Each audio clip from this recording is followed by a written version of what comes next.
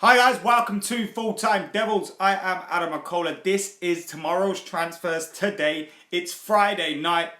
A little bit of a different background today. I'm not at home, but as always, I'm always on time like Ja Rule and Ashanti. Yes, it's 11 p.m. How are you guys doing? Hope you are all well. And as you can tell by the title today, we are talking a little bit of Tony Kroos. He has popped up in the transfer rumours yet again. We are also talking Nemanja Matic's thoughts on Fred and of course Jose Mourinho's decision to keep Marouane Fellaini and whether that is the right decision.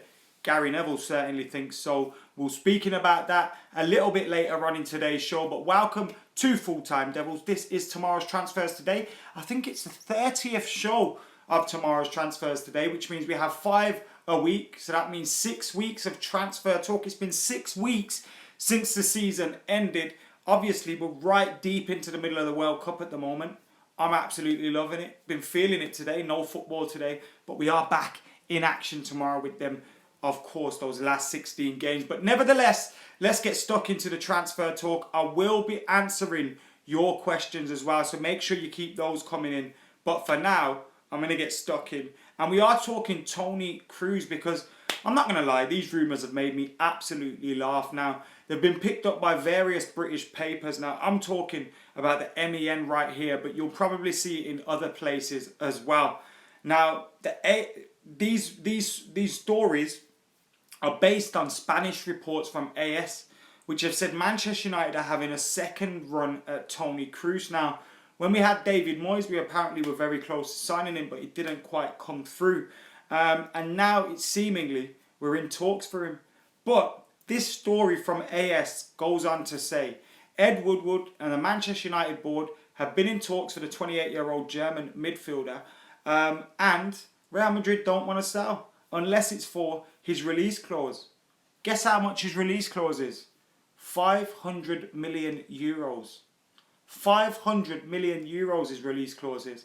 What the hell is the point in this story? I really don't have a clue. And as you can see, with the World Cup going on, with transfer talk having dried up a little bit, the papers are absolutely scrambling for transfer stuff to talk about. And they're talking about this. Real Madrid don't want to sell. He's got a 500 million euro release clause. And they're still writing about Manchester United's apparent interest. What the hell would the point in be having talks about this one? What's the point in talks with them for him? It don't make any sense. So, yeah, I don't think Tony Kroos is going to be ending up at Manchester United at all. I don't think it's going to be happening. And, yeah, I'd rule that one out. It's not happening. Tony Kroos is not coming to Manchester United. What do you guys think? Get your comments in below. Make sure you're keeping them going on as well. And, of course, let me know your thoughts. Harry Burns saying something as equally as unrealistic, saying let's sign Messi. Yeah, we could do that. Probably as likely as us signing Tony Kroos. Yeah, I don't think it's happening at all. ASBS more like, says Gumshi. I'm loving that comment. Fellaini and a Stoke goalkeeper coming to. Great days ahead, guys, says Ricky Singh. He's obviously heard about the Lee Grant story. And, of course, we've had Marouane Fellaini, who has, of course, been confirmed on a new 2-year deal with the option to extend for another year.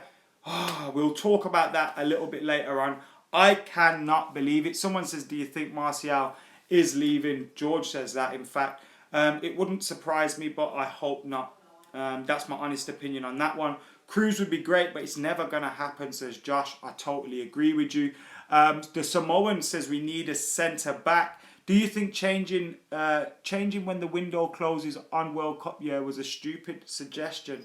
I'm not sure what you mean by that. We don't need Kroos. We have Fellaini, says Brendan. We need Aspilicueta, says Jake. My birthday is on Sunday, says we W3R. Happy birthday anyway, mate. And says John D. Anyway, moving on from that story, now to talk about one of the signings that has already come in, as you can see here. Fred was one of the, it says the first signing, he was second signing of the summer. Now Serbia played Brazil recently, which meant Matic and Fred were involved in the game against each other. Fred never actually got off the bench for Brazil.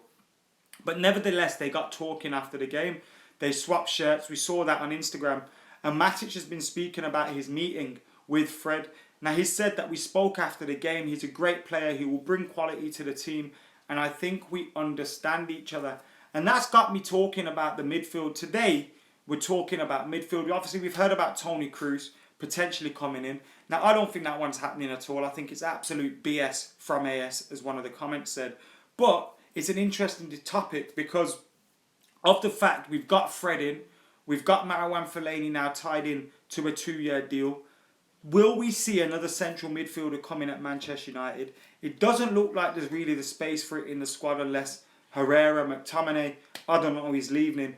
And is that a bad decision by Jose Mourinho to renew the contract of Fellaini? Because whilst Fellaini is a decent plan B, if we're going to stick him in the box and lump balls at him, Jose Mourinho has a tendency of playing him in central midfield, and he's just not good enough as a central midfielder. So, do we need more in central midfield? And has therefore the decision to extend this contract meant that we won't get the central midfielder, an extra central midfielder that we actually need? I'm not too sure. Let us know what you think in the comments below. After the World Cup ends, Kroos, Ronaldo, Messi, Bale are all booked on the same flight to Manchester, says John. Fellaini is a good squad player to have. Fans need to get off his back, says Lee. The problem is no one cares about him being a squad player, mate. If he was a squad player, he wouldn't be starting against Sevilla.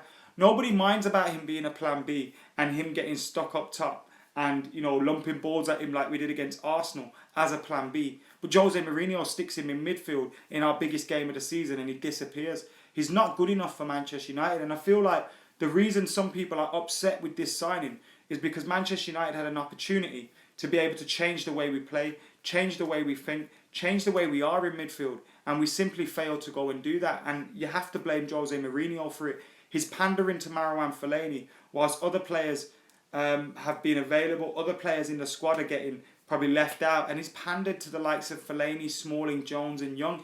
And let's be honest, guys. Everyone talks about dead wood. Everybody talks about dead wood.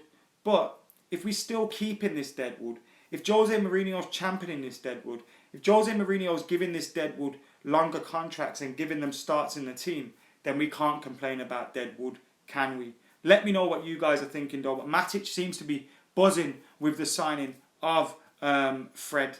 And what do you guys think about that? His comments again, we spoke after the game. He's a great player. He will bring quality to the team. I think we understand each other. While you guys are getting your thoughts in on Marouane Fellaini, Gary Neville has hit the headlines and is in the papers tomorrow for his thoughts on Marouane Fellaini and Jose Mourinho.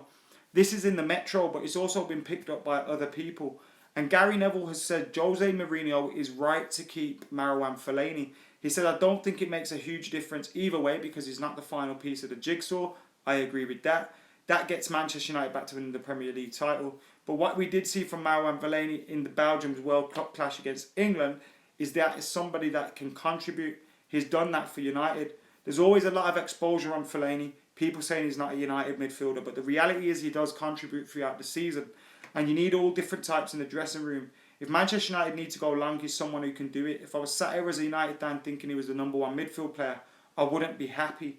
But if I was thinking he was a part of a midfield pool of 4 or 5 players, then I would be satisfied with that. You see, I disagree with that. I'm not satisfied with him being part of that 4 or 5 midfield players simply because he cannot pass wind in that midfield. Simply because he's not good enough to play in midfield. Whenever we've played with him in midfield, we've played with a man less in midfield. Play him up top. Play him as part as a front 4, front 3 replacement for Lukaku. Last 10 minutes in the box. If you want to do that, do that. Because Fellaini scored some crucial goals for us. He's played some crucial parts in us winning trophies. And you can't take that away from him. I'm not going to disrespect him and, you know, like some people have done, go over the top. But, yeah, he's not a midfielder. He's not good enough in midfield. And I've got to disagree with him. So let me know what you guys think in the comments below. Get a proper winger to put balls in for Lukaku, says Robert. What is the wage in the new contract, says Essex? Apparently it's 100k a week before tax, which in this day and age in the Premier League isn't that much really, is it? It isn't that much. And I disagree with people saying he's held us to ransom. Nicky says that in the comments. He's got the offer that we offered to him 6-7 months ago. United haven't increased the offer. The embarrassing thing for me is United left the offer there. This guy didn't sign the offer that we gave him. He's shopped himself around the world trying to get bigger deals, couldn't get one, and then came back to an offer from Man United and took it. That offer should have been taken away. That offer shouldn't have still been there. It's embarrassing. A player like Fellaini, you know. A player like Fellaini taking the piss, mate. And people that say, oh, you guys need to relax. People are relaxed. People don't mind if he's a plan B. Jose doesn't always use him as a plan B, though. Anyway, guys, that has been tomorrow's transfers today. Obviously, not much going on in terms of big news and talk about transfers coming in. But we're speaking about someone that's already arrived in Fred. We're speaking about Marouane Fellaini's new contract. And we're speaking about potential Kroos transfer talks. Although, it's not happening. Let's be real. Especially when we've just given Fellaini a new contract. Anyway, guys, I have been Adam McCauley. You guys have been absolute legends. Hope you guys all enjoy your weekend. For now, I'm going to get out of here. But thanks for watching.